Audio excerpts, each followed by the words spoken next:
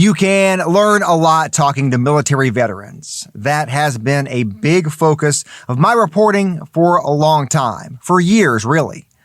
And with that, over the last 3 months, I've had captivating conversations with 4 people who are now 100 years old. 3 who served in the military, and another person who served her country in a different but very important way. We can learn so much from people who have seen so much more than most of us have. So with that, we're going to put together a series of episodes in this podcast from those conversations. We start with a conversation I had with a woman who has lived a fascinating life. In the 1940s, she worked in what is now called Oak Ridge, Tennessee, during the Manhattan Project. They were working to enrich uranium for the world's first nuclear weapons. Part of her job was checking the pipes that held uranium for leaks. But she didn't know, and most people didn't know, what they were working on. They weren't allowed to talk about their jobs, not with coworkers, not with family, no one. She told me about a sign she saw just about every day she worked there. What you see here, what you do here, what you hear here, when you leave here, let it stay here. Yeah, we wasn't supposed, I guess, to go out and tell what's going on. This is Tomorrowtown, Tennessee.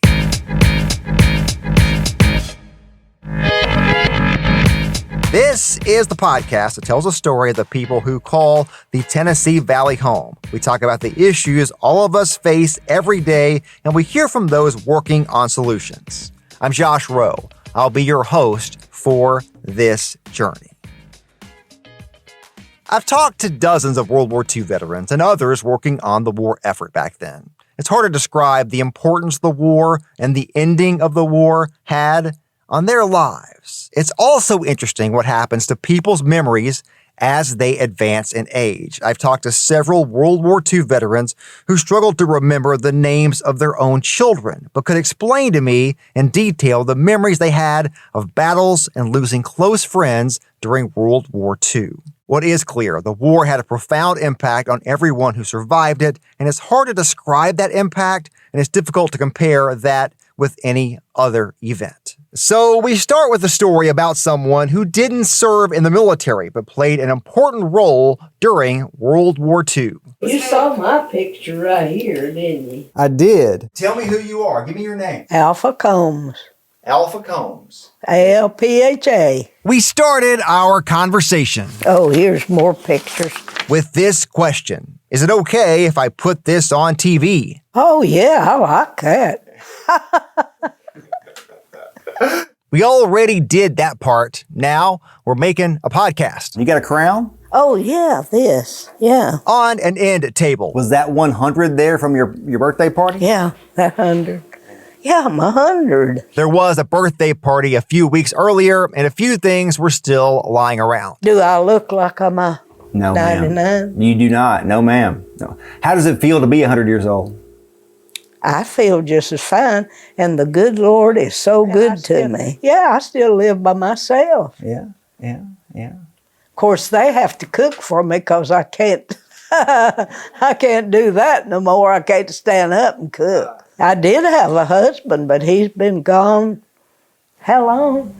30 years. 30 years. And I never did look for nobody else till you come. You know, I'm just kidding. Where'd you grow up? Where did I grow up? Yes, ma'am. Oodwall. You know Oodwall, don't you? I do, yeah. Yeah, Oodwall and moved to Appleton. If you're not familiar, Ottawa and Appleton are just outside of Chattanooga, Tennessee. They're about 5 miles apart. Of course, there was no electricity then. And A different time. yeah. So you can see here, Alpha Combs has a lot of personality. She also has a fascinating story. Tell me about Oak Ridge.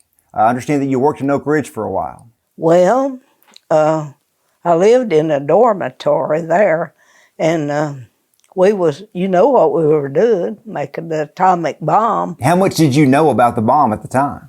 Well, we didn't know too much. You know, we just had to do what we were doing. You may have seen the recent movie Oppenheimer. The movie tells the story of J. Robert Oppenheimer. He's been called the father of the atomic bomb. The movie tells about his life and what happened in the Manhattan Project during World War II. The movie also mentions the role of Oak Ridge, but back then it wasn't called that. It was called Clinton Engineer Works, or CEW for short. That is where they enriched uranium for the world's first atomic bomb. That ended the World War. Yeah, I helped do it. Denise Kiernan wrote the book, The Girls of Atomic City. I have to put my glasses back on to see that, I think. Published just over a decade ago in 2013. What kind of book is that? This is about Oak Ridge. Oh, yeah. It tells the story of mostly women, just like Alpha, who worked on the Manhattan Project in a rural part of East Tennessee, about 25 miles west of Knoxville. And we had to wear dresses. We could not wear pants then. There was a copy of the book on Alpha's coffee table. This is me right here. The photo on the cover of the book is from a shift change in Oak Ridge, and Alpha is in the photo. She's wearing a white dress with a floral pattern. When you look at that picture, what comes to mind? I think that, we was just having a good time. Working. The process to enrich uranium in Oak Ridge in the 1940s required the uranium to be pumped through a maze of pipes. I've talked to others in the past who worked there back then. They all talked about that maze of pipes. But during the war, they never used the word uranium. The book, The Girls of Atomic City, uses terms tube alloy or product for uranium. Alpha's family members showed me parts of the book she had underlined. They said those parts were related to the work she did back then. One part she underlined says the, quote, hillbilly girls were generating more enriched tube alloy per run than the PhDs had, and the product was all that mattered. Does looking at that book bring back some memories for you? Yes, it does. One of her responsibilities was checking the pipes that contained uranium for leaks. Now we had to do that. See, it's been so long ago that, I was just 19. Alpha's family told me she was diagnosed with a form of blood cancer 23 years ago, and that her doctor said, at the time, she could expect to live about 5 more years. Her family says that cancer was related to her time working at Oak Ridge. The good Lord is so good to me. I mentioned at the beginning of this episode that I talked to 4 people recently who were 100 years old. The others you will hear from in future episodes: Billy Lyons, Bill Hartshorn, and Ray Chambers, all fought in the European theater of World War II. Billy Lyons was part of a C-47 crew that dropped paratroopers all across Europe. And if it was nighttime, you ain't gonna believe. I said, well, we dropped them in the pit of hell, After we got overseas, we did drop them in the pit of hell. Bill Hartshorn was a pilot who was shot down during Operation Market Garden. I bailed out, hit the tail of the airplane, broke my leg, but I landed in friendly territory. But that was the end of my flying in World War II. Ray Chambers fought with the 3rd Infantry Division across France. He says he had nightmares for years after the war. All I can tell you, it was hell. That's all. Boys crying. I don't want to die. Digging at the dirt.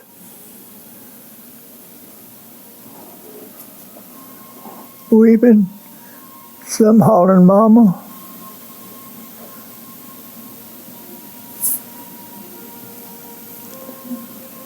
I had that out of my mind. All of these men's lives were changed forever because of the war. 16 million Americans served during World War II, a period of more than 3.5 years between Pearl Harbor in December 1941 and the end of the war in August of 45. Many Americans and many more around the globe were fighting long before that. Everyone in this country at that time had friends, loved ones who went to fight. Many never came home. The dropping of the atomic bombs over Japan remained a controversial aspect of the war. Most of the people working at Clinton Engineering Works, including Alpha, did not specifically know what they were working on at the time. The work at Oak Ridge and the other Manhattan Project sites finally ended World War II. On the night I visited Alpha Combs, there was a large brown envelope in her living room, postmarked February 1946. The original contents of that envelope was a certificate from the United States War Department. Since our story first aired, I've received a few other photos of similar certificates from people in the Chattanooga area. The certificates belong to loved ones who have passed away over the last several years. You want me to read all this? Back then, Alpha Combs was Alpha Bettis. Alpha Combs read hers for all of you listening to this. This is to certify that Alpha M. Bettis carbide and carbon chemical core has participated in work essential to the production of the atomic bomb, thereby contributing to the successful consolation of World War II. This certificate is awarded in appreciation of effective service.